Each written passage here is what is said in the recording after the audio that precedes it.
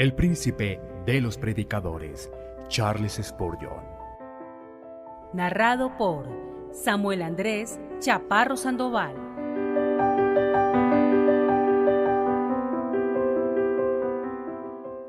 El púlpito del Tabernáculo Metropolitano, el hombre de un solo tema.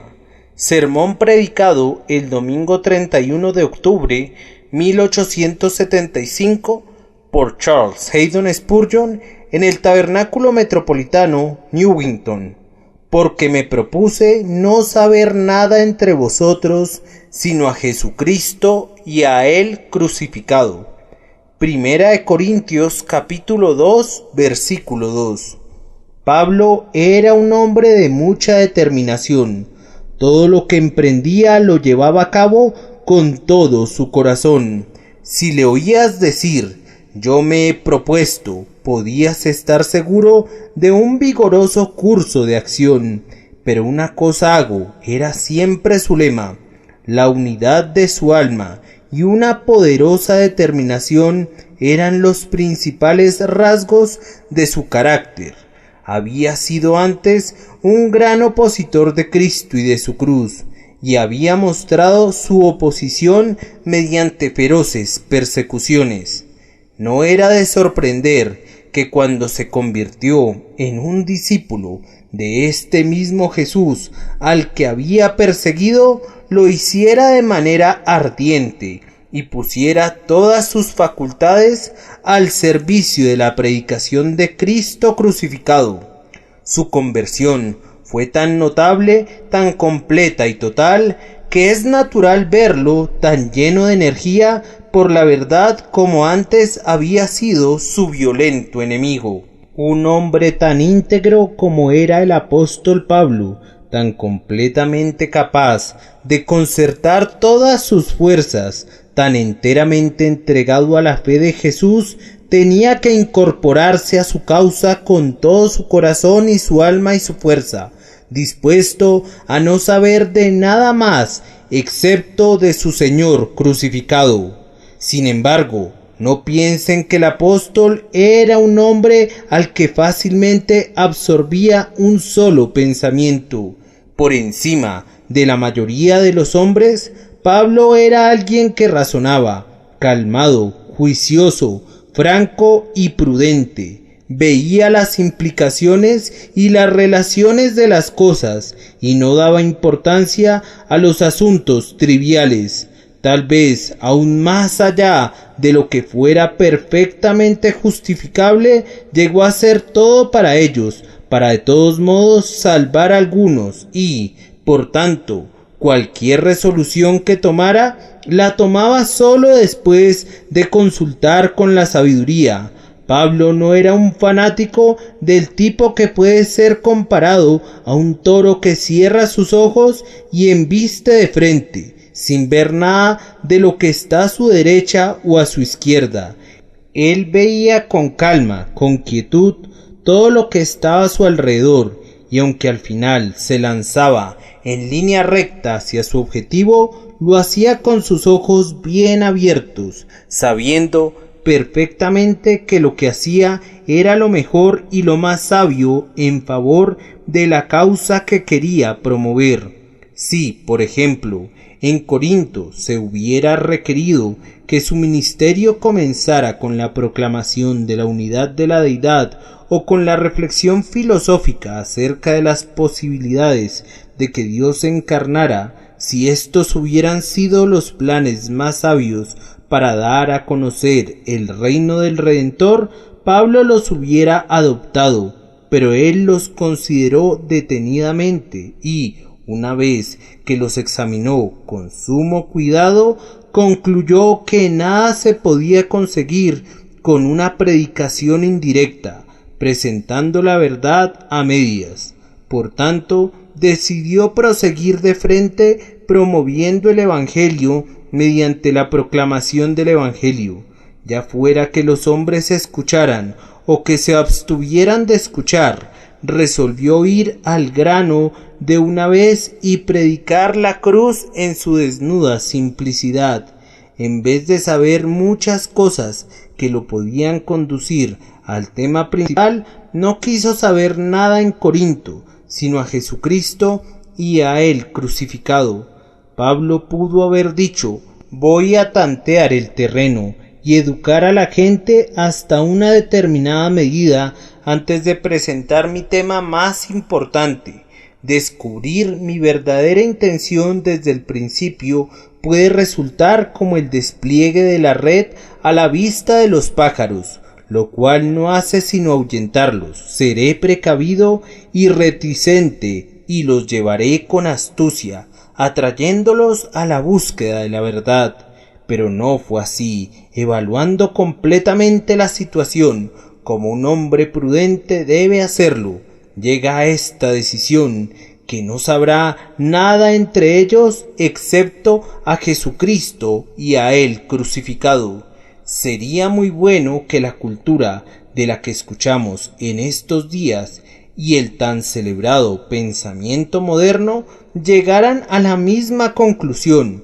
Este teólogo tan renombrado y erudito, después de leer, tomar notas, aprender y asimilar internamente todo como pocos hombres podrían hacerlo, llegó a esto como la esencia de todo: me propuse no saber nada entre vosotros sino a Jesucristo y a Él crucificado.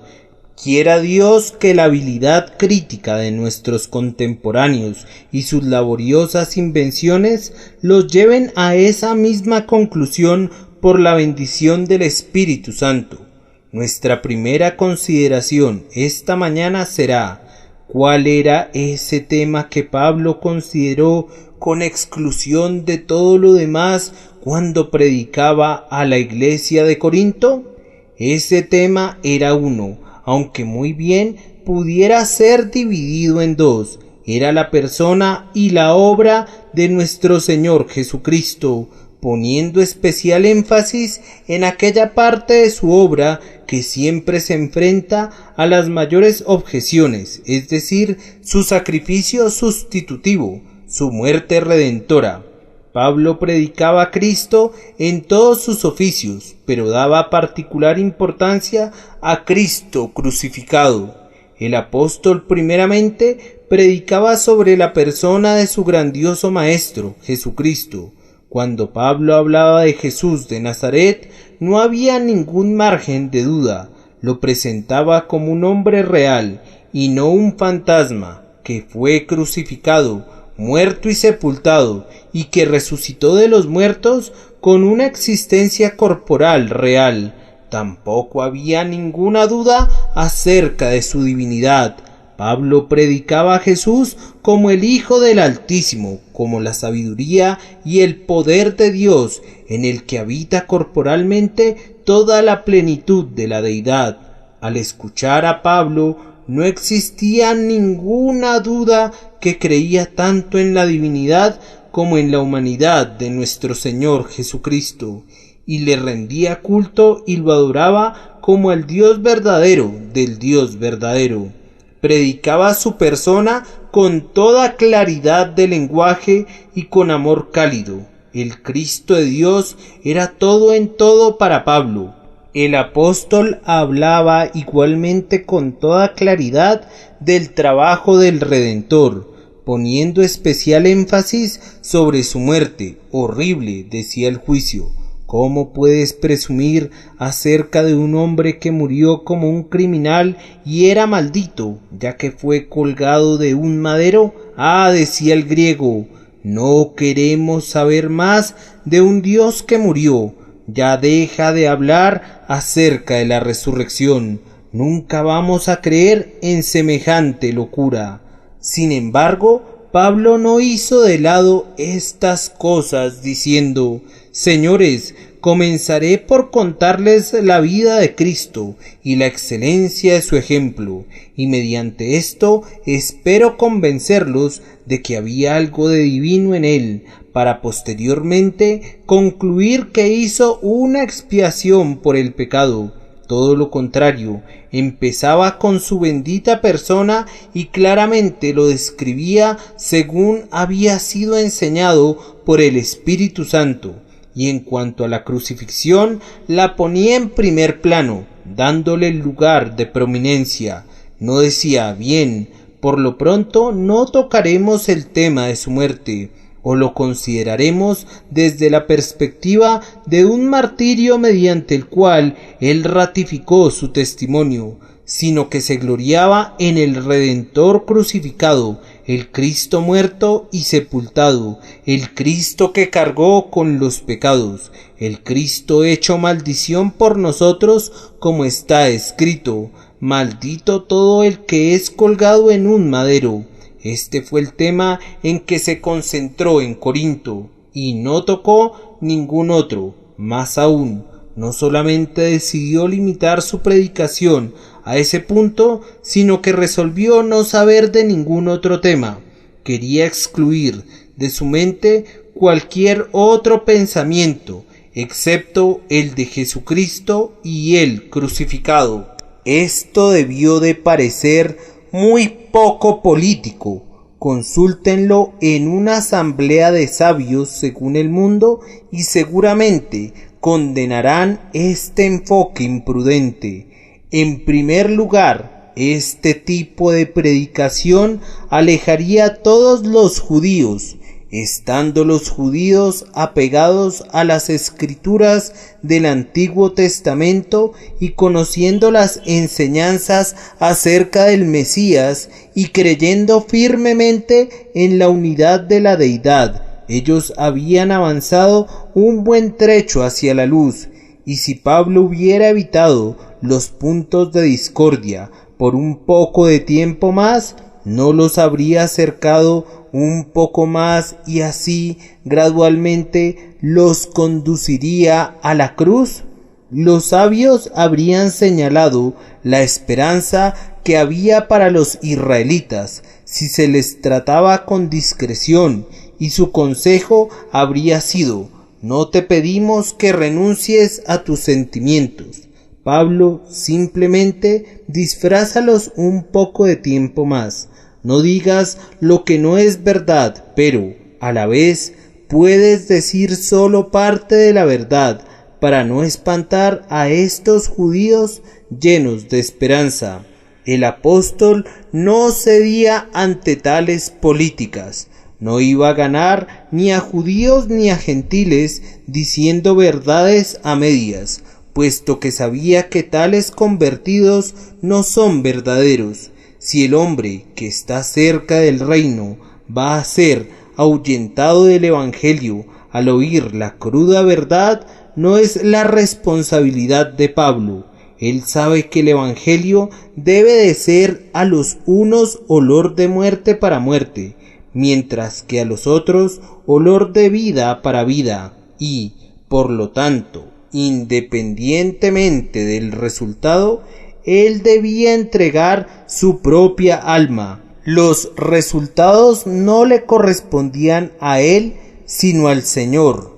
A nosotros nos corresponde decir la verdad con denuedo, y en cada caso seremos olor grato a Dios, pero querer contemporizar esperando obtener conversiones es hacer un mal para obtener un bien. Y esto debe estar fuera de nuestra consideración en todo momento.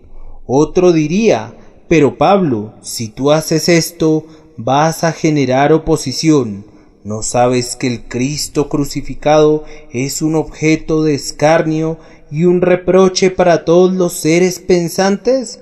En Corinto hay un buen número de filósofos y, créeme, harás el ridículo de manera monumental con solo que abras tu boca para hablar del crucificado y de su resurrección. ¿No te acuerdas cómo se burlaron de ti en la colina de Marte cuando predicaste sobre ese tema? No los provoques a desprecio. Debate con un gnosticismo y muéstrales que tú también eres un filósofo. Sé todo para todos. Sé un intelectual entre los intelectuales y muestra tu retórica entre los oradores. Mediante estas técnicas harás muchas amistades y así gradualmente tu conducta conciliatoria los conducirá a aceptar el Evangelio.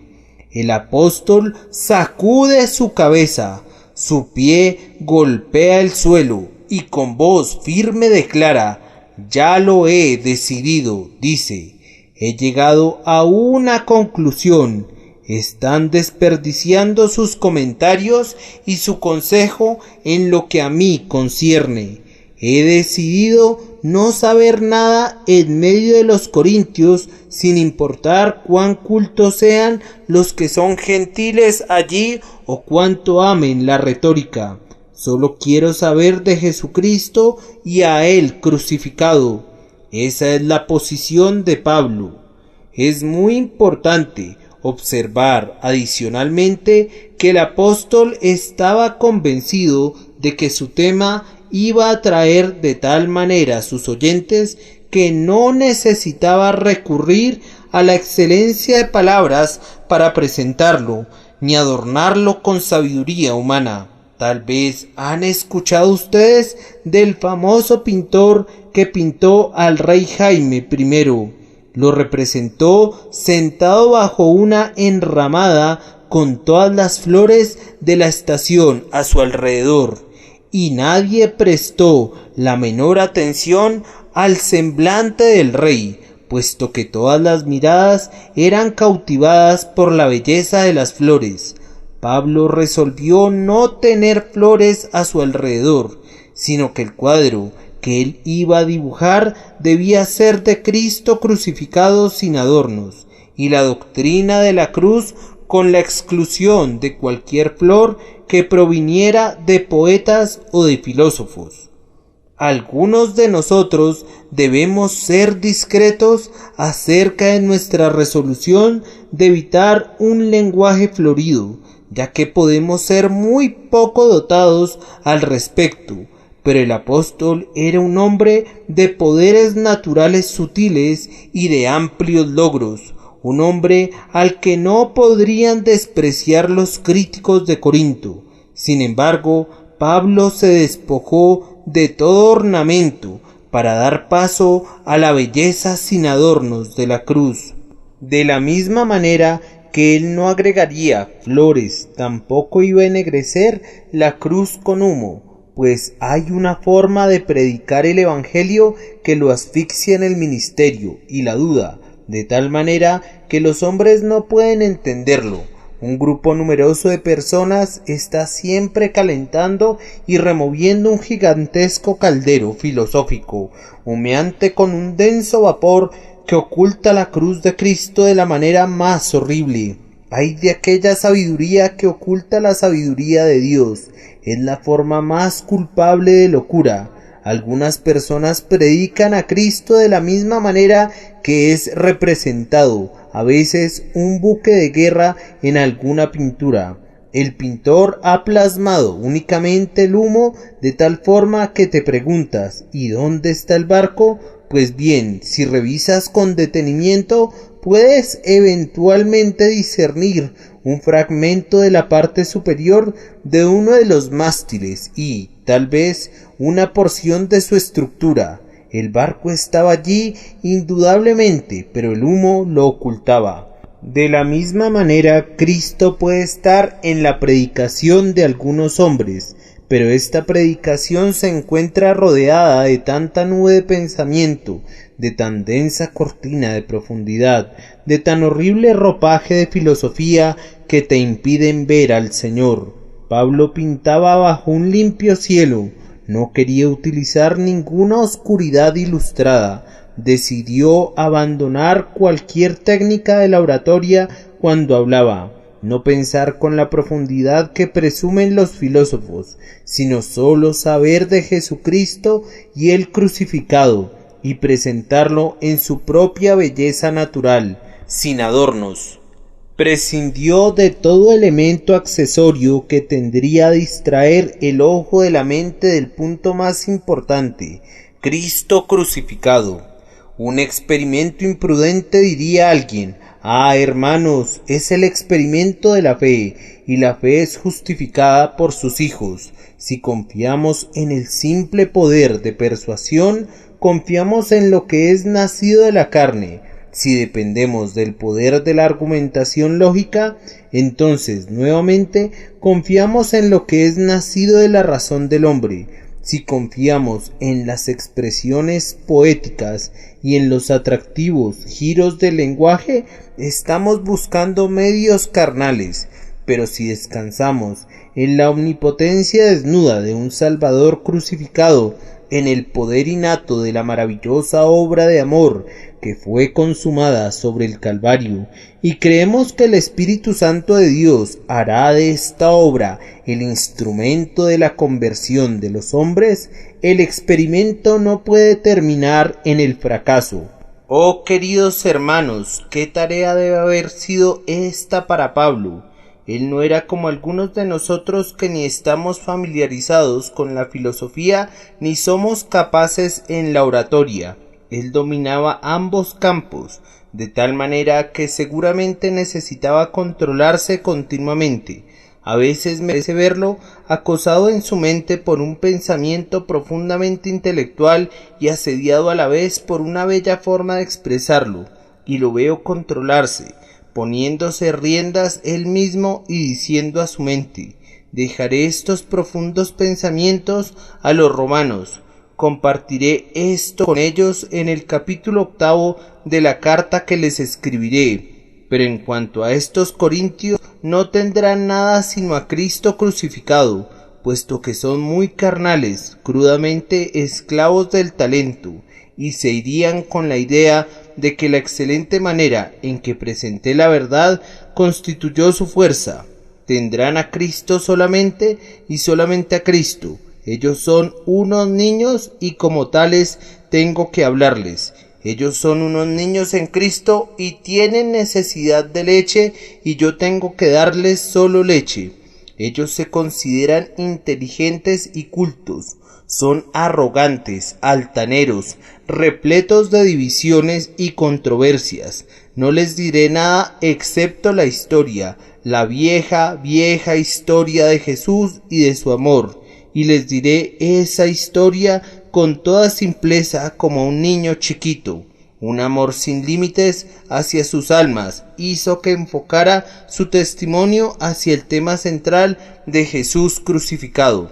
Así les he mostrado cuál era su tema. Ahora, en segundo lugar, aunque Pablo concentraba sus energías en un punto de su testimonio, esto era más que suficiente para su propósito.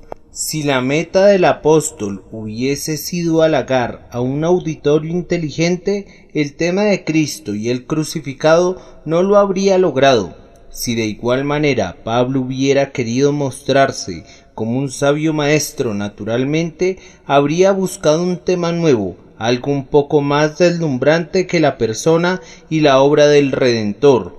Y si Pablo hubiera deseado, como me temo que algunos de mis hermanos lo desean, reunir a un grupo de mentes altamente independientes, que es una manera elegante de escribir a los librepensadores, reunir, digo, en un grupo a la selecta iglesia de hombres de cultura e intelecto, que generalmente quiere decir un club de hombres que desprecian el Evangelio, ciertamente no se hubiera ceñido a predicar a Jesucristo y él crucificado. Esta clase de hombres le negaría toda esperanza de éxito con un tema como ese. Ellos le asegurarían que una predicación de ese tipo solo le permitiría atraer a la clase más pobre y menos educada, a las sirvientas y a las ancianas.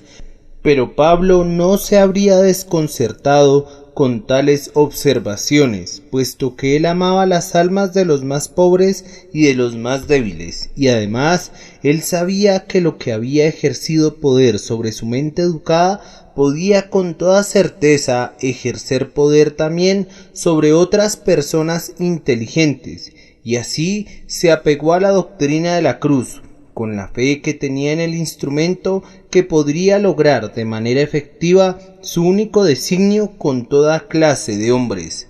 Hermanos, ¿qué era lo que Pablo deseaba hacer? Ante todo, Pablo deseaba despertar en los pecadores la conciencia de pecado, y lo que logra esto de manera perfecta es la doctrina que el pecado fue llevado por Cristo y fue la causa de su muerte.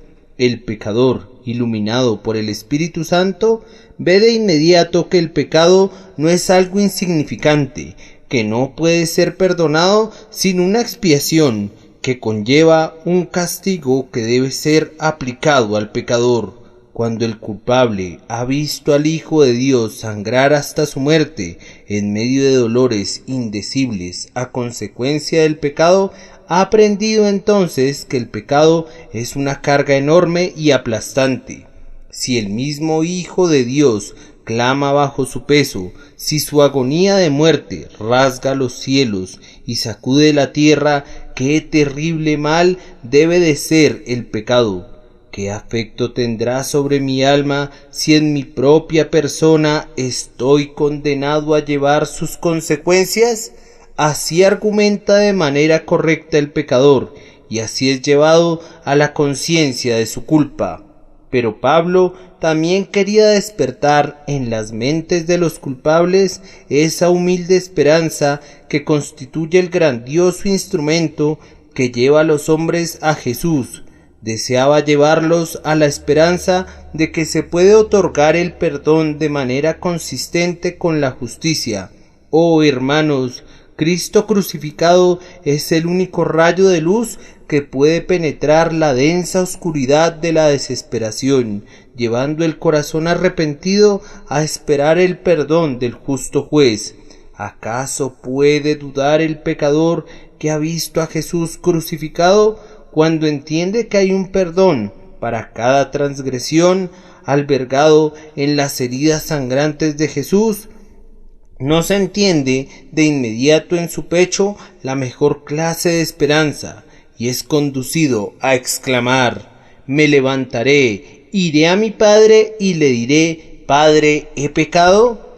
Pablo anhelaba mucho llevar a los hombres a una fe real en Jesucristo, pero la fe en Jesucristo solo puede darse por medio de la predicación de Jesucristo. La fe viene por el oír, pero ese oír tiene que ser en relación sobre el tema sobre el que descansa la fe. ¿Quieres tener creyentes en Cristo? Predica Cristo. Las cosas de Cristo aplicadas por el Espíritu conducen a los hombres a poner su confianza en Cristo. Y eso no era todo. Pablo quería que los hombres abandonaran sus pecados y que los podía llevar a odiar el mal de tal manera, sino ver los sufrimientos de Jesús a causa de los pecados. Nosotros conocemos el poder del sangrante Salvador que nos hace querer vengarnos del pecado. Cuánta indignación, cuánto examen de conciencia, cuánta firme determinación, cuánto remordimiento amargo, cuánto arrepentimiento profundo no hemos sentido cuando hemos comprendido que nuestros pecados se convirtieron en los clavos, el martillo, la lanza, sí, los verdugos del bienamado. Y Pablo anhelaba formar en Corinto una iglesia de hombres consagrados, llenos de amor, conocedores de la abnegación, una nación santa, celosos en la realización de buenas obras. Y permítanme preguntarles, ¿qué más se le puede predicar a alguien para promover su santificación y su consagración fuera de Jesucristo, quien nos ha redimido y así nos ha hecho siervos suyos para siempre? ¿Qué argumento es más fuerte que el hecho de que no nos pertenecemos a nosotros mismos, puesto que hemos sido comprados por un precio? Afirmo que Pablo tenía en Cristo crucificado el tema que correspondía a su objeto, un tema que respondería al caso particular de cualquier hombre sin importar su nivel de degradación o su grado de cultura, y un tema que sería muy útil para los hombres en las primeras horas después de su nuevo nacimiento, e igualmente útil para cuando estuviesen listos a participar de la herencia de los santos en la luz. Pablo tenía el tema para hoy y mañana, y un tema para el siguiente año, pues Jesucristo es el mismo ayer, hoy y siempre. Tenía en Jesús crucificado el tema adecuado, tanto para el palacio del príncipe como para la choza del campesino, el tema para la plaza pública y para la academia, para el templo pagano y para la sinagoga. A donde quiera que Pablo fuera, Cristo sería la sabiduría de Dios y el poder de Dios, tanto para el judío como para el gentil, y esto no sólo como una benéfica influencia, sino para la salvación definitiva de todo aquel que cree. Pero debo proseguir al tercer comentario, que el apóstol no podría causar daño a nadie al limitarse a exponer este tema. Ustedes saben, hermanos, que cuando alguien se encasilla en un solo tema, se vuelve muy fuerte en eso, pero se torna muy débil en otras áreas, de tal forma que el hombre de un solo pensamiento es descrito generalmente según el dicho, cada loco con su tema. Pues bien, este era el tema favorito de Pablo, pero era el tipo de tema en el que un hombre se puede concentrar sin lesionarse a sí mismo o a su vecino. Seguirá siendo un hombre íntegro y completo, aunque se someta de manera total y única a este tema. Pero déjenme decirles que Cristo crucificado es el único tema con esta característica. Permítanme mostrarles que esto es así. Ustedes conocen a una clase de ministros que predican doctrina y únicamente doctrina. Su modo de predicar se parece al conteo de los dedos de una mano. 1, 2, 3, 4, 5. Y para variar, 5, 4, 3, 2, 1. Siempre un conjunto de verdades determinadas y nada más. ¿Cuál es el impacto de este ministerio? Pues es, generalmente, formar una generación de hombres que piensan que lo saben todo, pero que en realidad saben muy poco, muy decididos, y esto es positivo, pero muy estrechos, muy limitados, muy intolerantes, lo cual es negativo. No puedes predicar únicamente doctrina sin que tu mente se contraiga y contraigas la mente de tus oyentes. Hay otros que predican experiencia únicamente. Son muy buenas personas. No los estoy condenando como tampoco a sus amigos, los predicadores doctrinales, aunque ellos también pueden causar daño. Algunos de ellos tocan únicamente las notas sombrías de la experiencia, diciéndonos que nadie puede ser un hijo de Dios a menos que esté consciente del horrible carácter de su pecado innato y gima cada día bajo el peso que le oprime. Hace algunos años escuchábamos bastante acerca de estas notas sombrías, aunque ahora hay menos abundancia de ellas. Me equivoco al afirmar que esta enseñanza forma una raza de hombres que muestran su humildad juzgando a todos aquellos que no pueden gemir de una manera tan grave como ellos. Una nueva clase se ha levantado recientemente que predica acerca de la experiencia, pero su entonación se da en las notas altas de la escala. Ellos flotan muy arriba, pienso, al estilo de los globos, solo reconocen el lado brillante de la experiencia, sin querer enfrentar el lado oscuro y la muerte.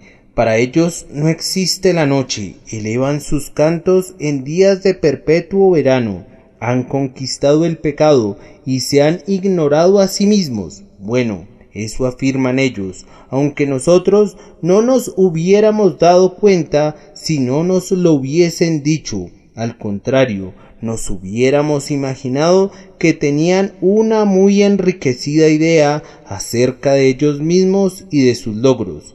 Espero equivocarme, pero nos ha parecido a algunos de nosotros en recientes fechas que el ego ha crecido de manera descomunal en algunos de nuestros hermanos. Ciertamente sus prácticas y su predicación consisten en gran medida en declaraciones verdaderamente maravillosas acerca de su propia condición admirable. Me encantaría saber acerca de su progreso en la gracia, si acaso este es real, pero yo quisiera verificar esto personalmente o comprobarlo por medio de terceros, puesto que hay un inspirado proverbio que dice: deja que otros te alaben, mas no tus propios labios. En lo que a mí respecta, si alguien considerara adecuado alabarme, preferiría que guardara su lengua, porque el engrandecimiento de los hombres no es un buen negocio. Únicamente el Señor debe ser engrandecido. Me parece que es claro que se originan graves fallas en el hecho de predicar una vida interior, en lugar de predicar a Cristo, que es la vida misma. Otra clase de ministros han predicado casi solo sobre preceptos. Necesitamos a estos hombres como también necesitamos a los otros. Todos son útiles y funcionan como antídoto los unos contra los otros, pero sus ministerios son incompletos. Si escuchan predicaciones acerca de deberes y mandamientos, está muy bien, pero si ese es el único tema, la enseñanza se torna legalista a la larga, y en poco tiempo el verdadero evangelio, que tiene el poder de hacernos cumplir el precepto, es desplazado a un segundo plano, y ni en el precepto puede ser cumplido después de todo. Tienen que hacer esto, tienen que hacer aquello, tienen que hacer lo de más allá y terminan por no hacer nada. Si un hermano pretendiese predicar sobre ordenanzas únicamente como aquellos que siempre están ensalzando lo que se conoce como los santos sacramentos, bien, ustedes saben hacia dónde va esa enseñanza. Se encamina hacia el sureste y su línea favorita atraviesa la ciudad de Roma. Más aún, querido hermano, aun si predicas a Jesucristo únicamente, te debes concentrar en el punto en que se concentró Pablo, esto es, el crucificado, ya que no le debes ver bajo ningún otro aspecto exclusivamente. Por ejemplo, la predicación de la segunda venida, que en su lugar y proporción es admirable, ha sido tomada fuera de su lugar por algunos y se ha convertido en el fin último y en todo de su ministerio. Eso, ustedes lo pueden ver, no es lo que Pablo había elegido y no es una selección segura. En muchos casos, el más flagrante fanatismo ha sido el resultado de concentrarse exclusivamente en la profecía, y probablemente más hombres han enloquecido a causa de ese tema que a causa de cualquier otra cuestión religiosa. Yo no sabría si alguien puede volverse fanático acerca de Cristo crucificado, pero nunca he escuchado nada al respecto. Si un hombre puede volverse loco por su amor hacia el Redentor crucificado, no lo sé, nunca me he encontrado con un caso así, pero si yo me volviera loco, me gustaría que fuera por esa causa, y me gustaría transmitir esa locura a muchos, puesto que es el tema ideal para perder la razón. Ser irrazonablemente absorbido en Cristo crucificado, perder el sentido por la fe en Jesús. La realidad es que no puede afectar la mente. Es una doctrina que puede ser escuchada eternamente y siempre tendrá frescura. Será nueva y adecuada para nuestra total humanidad. Digo que la adhesión a esta doctrina no puede causar ningún daño, y la razón es esta: contiene todo lo que es vital en sí misma. Si te mantienes en el límite de Cristo y el crucificado, habrás presentado a los hombres todo lo esencial para esta vida y para la venidera. les habrás dado la raíz de la cual puede brotar tanto la rama como la flor, y el fruto del pensamiento santo, y la palabra y la obra. Basta que un hombre conozca a Cristo crucificado y conocerá a quien es la fuente de vida eterna. Este es un tema que no despierta una parte del hombre, mientras la otra parte permanece dormida. No estimula su imaginación y deja sin ninguna enseñanza su juicio. No alimenta el intelecto y mata de hambre el corazón. No hay ninguna facultad de nuestro ser que no sea afectada permanentemente por Cristo crucificado. La humanidad perfecta de Cristo crucificado afecta la mente, el corazón, la memoria, la imaginación, el pensamiento, todo. Así como en la leche se encuentran todos los ingredientes necesarios para la vida, así en Cristo crucificado se encuentra todo lo que necesitamos para el sustento de nuestra alma. Así como la mano del músico principal de David tocaba cada una de las 10 cuerdas de su arpa, así Jesús extrae una dulce música de toda nuestra humanidad. En relación con predicar a Cristo exclusivamente, también debemos agregar que esta predicación nunca despertará rencores, nunca saturará las mentes de los hombres con preguntas y contiendas, a diferencia de esos temas sutiles que prefieren tratar algunos hombres. Cuando algunos temas son decididos por mi opinión y por tu opinión y por la opinión de un tercero e incluso de un cuarto individuo, seguramente se va a generar una contienda, pero el que se mantiene al pie de la cruz de Cristo y se acoge a ella está precisamente donde puede abrazar a toda la hermandad de verdaderos cristianos, puesto que todos estamos perfectamente unidos en una sola mente y en una sola opinión allí. No cabe gloriarse de la opinión del hombre en la cruz. Yo soy de Pablo, yo de Apolo, yo de Cristo. Vienen por no apegarse a Jesús crucificado, pero si nos apegamos a la cruz como pecadores culpables que necesitan ser limpiados por medio de la sangre preciosa y que encuentran toda su salvación en ese lugar, entonces no tendremos el tiempo para erigirnos como líderes religiosos y para causar divisiones en la Iglesia de Cristo. ¿Ha existido alguna secta en la cristiandad generada por la predicación de Cristo crucificado? No, mis hermanos, las sectas son creadas por la predicación de algo muy por encima de esto, pero esto es el alma y la esencia del cristianismo, y por consiguiente el vínculo perfecto de amor que mantiene a los cristianos unidos. No diré nada más, pero pasaré a mi última reflexión, que es esta.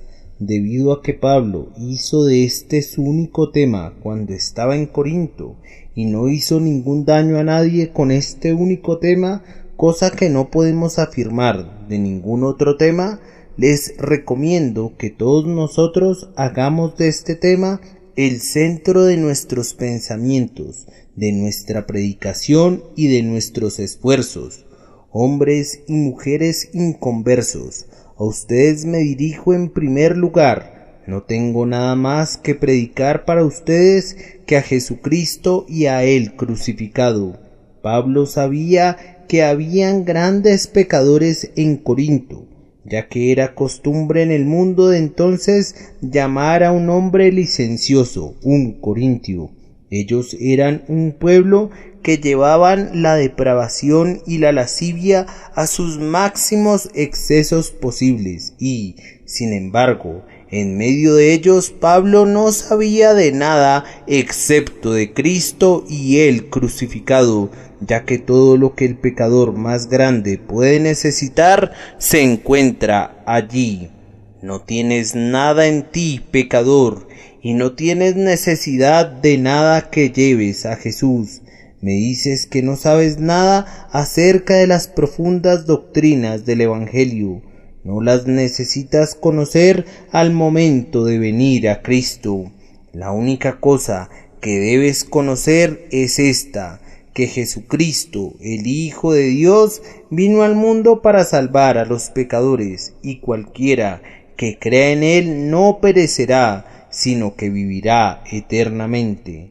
Me dará mucho gusto que recibas instrucción en la fe posteriormente y que conozcas las alturas y las profundidades de ese amor que sobrepasa todo conocimiento. Pero en este momento, lo único que necesitas conocer es a Jesucristo crucificado, y si nunca pasas de allí, si tu mente es de una naturaleza tan débil que nunca puedes entender nada de mayor profundidad que esto, yo, por lo menos, no sentiré ninguna preocupación, ya que habrás encontrado lo que te librará del poder y del castigo del pecado, y lo que te llevará al cielo para estar donde ese mismo Jesús, que fue crucificado, se sienta en el trono a la diestra de Dios. Oh, querido corazón abrumado por la pena, si quieres encontrar alivio, podrás hacerlo en sus heridas. Si quieres encontrar descanso, tienes que encontrarlo en las heridas de sus manos. Si quieres escuchar tu absolución, tiene que provenir de los mismos labios que pronunciaron dulcemente: consumado es. Dios quiera que no sepamos nada en medio de los pecadores excepto Cristo y Él crucificado. Mírenlo a Él y únicamente a Él, y encontrarán el descanso para sus almas. En cuanto a ustedes, mis hermanos y hermanas que conocen a Cristo, tengo que decirles: mantengan esto a la vanguardia y ninguna otra cosa sino solo esto, porque es contra esto que el enemigo se enfurece. La parte de la línea de batalla que es atacada más fieramente por el enemigo es ciertamente la más estratégica. Los hombres odian a aquellos a quienes temen. El antagonismo de los enemigos del Evangelio es principalmente contra la cruz. Desde el principio fue así. Ellos gritaban: que descienda ahora de la cruz para que veamos y creamos. Escribirán para nuestro beneficio bellas vidas de Cristo y nos dirán que fue un hombre excelente, y darán a nuestro Señor el homenaje que sus labios de Judas pueden otorgarle. Se referirán también a su sermón del monte y dirán qué profundidad de percepción tuvo del corazón humano, y nos dirán que enseñaba un espléndido código moral, y así sucesivamente. Dirán: seremos cristianos, pero rechazamos totalmente el dogma de la expiación. Nuestra respuesta es que nos importa un bledo lo que tengan que decir acerca de nuestro Señor si niegan su sacrificio sustitutivo. Si le dan vino o vinagre, no es un tema relevante en tanto que rechacen lo que nos dice el crucificado. Las alabanzas de los incrédulos nos dan asco. ¿Quién quiere escuchar las alabanzas a Dios provenientes de labios contaminados? Esas palabras dulzonas son muy semejantes a aquellas que salieron de la boca del diablo cuando dijo: yo sé quién eres, el Santo de Dios. Jesús le respondió diciendo: cállate y sal de él. De la misma manera, queremos decirle a los incrédulos que exaltan la vida de Cristo: cállate. Conocemos tu enemistad, aunque la disfraces como quieras. Oh, Jesús es el Salvador de los hombres, o no es nada. Si no aceptan a Cristo crucificado, no lo pueden aceptar de ninguna otra manera. Mis hermanos en Jesús, los invito a gloriarnos en la sangre de Jesús. Hagan que sea manifiesta como si hubiese sido rociada en el dintel y en los dos postes laterales de nuestras puertas, y dejemos que el mundo sepa que la redención por medio de la sangre está escrita en la más íntima parte de las tablas de nuestros corazones. Hermanos, este es el punto de prueba de cada maestro. Cuando un pescado se descompone, comienza a apestar por la casa, según dicen, y ciertamente, cuando un predicador se vuelve un hereje, siempre es en relación con Cristo. Si no entiende con claridad a Jesús crucificado y escuchas uno de sus sermones, esa es tu mala suerte. Pero si regresas para escucharlo de nuevo y oyeras un sermón igual al primero, entonces esa sería culpa tuya. Si fueras por tercera vez, habrías cometido un crimen. Si algún hombre tiene dudas acerca de Cristo crucificado, que recuerde los versos de Hart, porque dicen la verdad. No puedes tener razón en todo lo demás, a menos que pienses la verdad acerca de él. No quiero examinar a los hombres en relación con las doctrinas de la Confesión de Fe de Westminster. Yo comienzo aquí. ¿Qué piensas tú de Cristo? Si no puedes contestar esa pregunta, anda y publica tus puntos de vista donde quieras, pero tú y yo estamos tan separados como lo están los polos, y no deseo tener ninguna comunión contigo. Debemos de hablar muy claramente aquí. Es Cristo crucificado lo que Dios bendice para conversión. Dios bendijo a William Huntington para convertir almas por su medio. Estoy seguro de eso. Aunque no soy un partidario de Huntington, Dios bendijo a John Wesley para convertir almas por su medio. También me queda muy claro eso, aunque no soy un partidario de Wesley. Dios bendijo a ambos en tanto dieron testimonio de Cristo, y encontrarán que la proporción que la expiación de Cristo esté presente en un sermón es la sangre vital de ese sermón, y eso es lo que Dios santifica para la conversión de los hijos de los hombres. Por tanto, ten el tema siempre en un lugar muy prominente. Y ahora les pregunto, hermanos míos, una cosa más. ¿No es acaso Cristo y el crucificado la cosa por la que debemos vivir y por la que debemos morir? Los hombres del mundo pueden vivir para sus vanidades, pueden sentir mucho gozo bajo sus respectivas calabaceras, como la de Jonás, mientras les duren, pero cuando un hombre tiene depresión de espíritu y es torturado en su cuerpo, ¿a dónde puede mirar? Si es un cristiano, ¿en dónde puede refugiarse? ¿En dónde más sino en Cristo crucificado? Cuán a menudo he sentido mucho gozo al arrastrarme para entrar al templo y ponerme en los zapatos del pobre publicano y decir: Dios, sé propicio a mí, que soy pecador, mirando únicamente a ese propiciatorio rociado con la preciosa sangre de Jesús. Esto es lo que servirá a la hora de la muerte. No creo que a la hora de nuestra muerte busquemos el consuelo de nuestras peculiares iglesias, ni vamos a morir aferrados a las puras ordenanzas o a las doctrinas, en medio de los estertores de la muerte. Nuestra alma debe de vivir y morir por Jesús crucificado. Miren a todos los santos al momento de su muerte y verán que regresarán al gran sacrificio del Calvario. Ellos creían en una gran variedad de cosas. Algunos de ellos se apoyaban en muchas muletas y caprichos y rarezas, pero el punto principal prevalece a la hora de la muerte. Jesús murió por mí, Jesús murió por mí. Todos llegan a eso. Bien, ¿no te parecería bueno ir desde el principio al punto al que han llegado ellos al final? Y si ese punto es la base de todo, y ciertamente lo es, ¿no sería adecuado que nos apegáramos a él?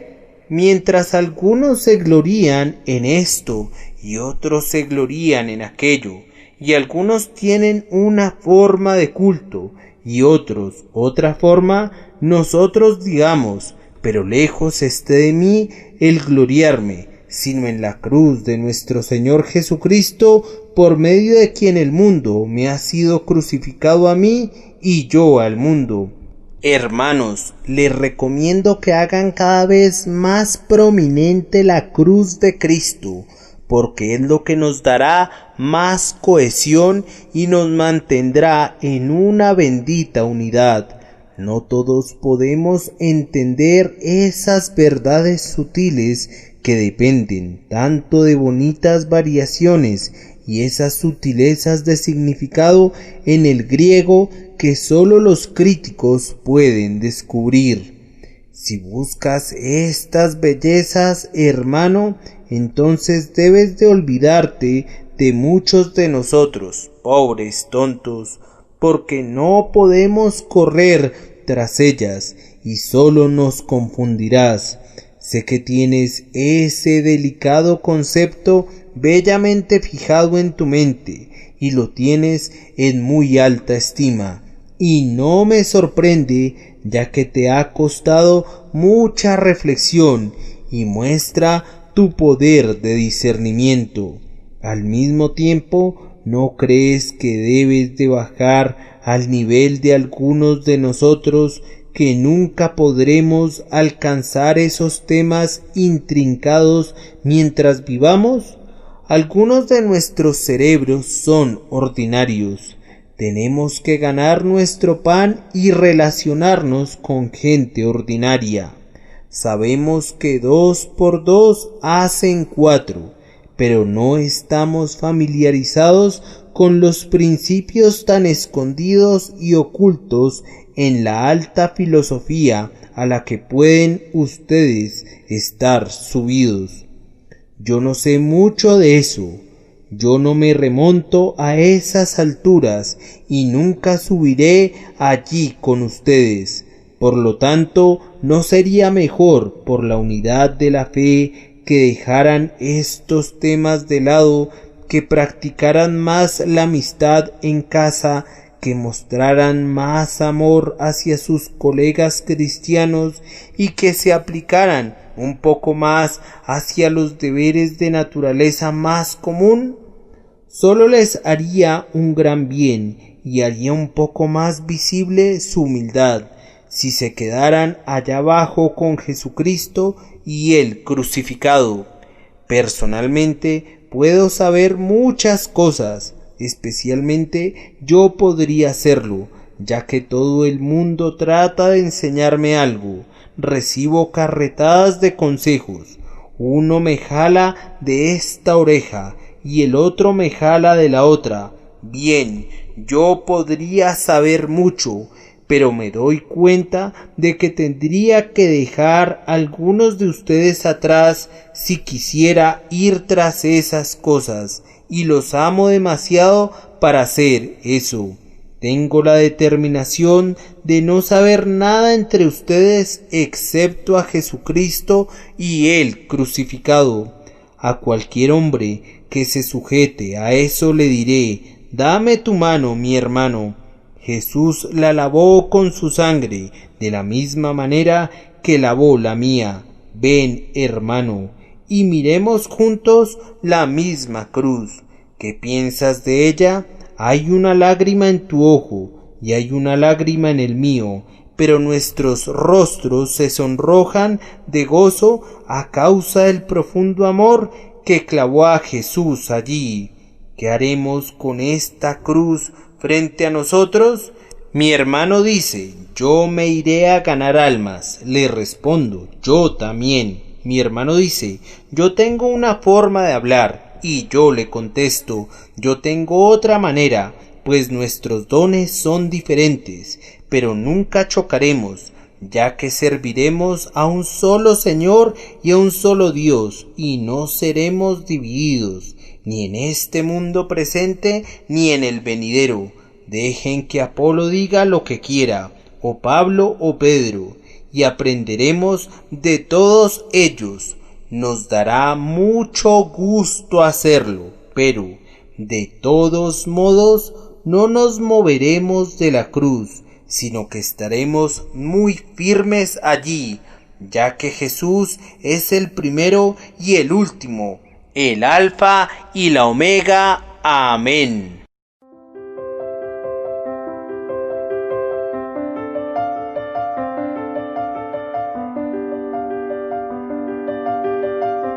El príncipe de los predicadores, Charles Spurgeon. Narrado por Samuel Andrés Chaparro Sandoval.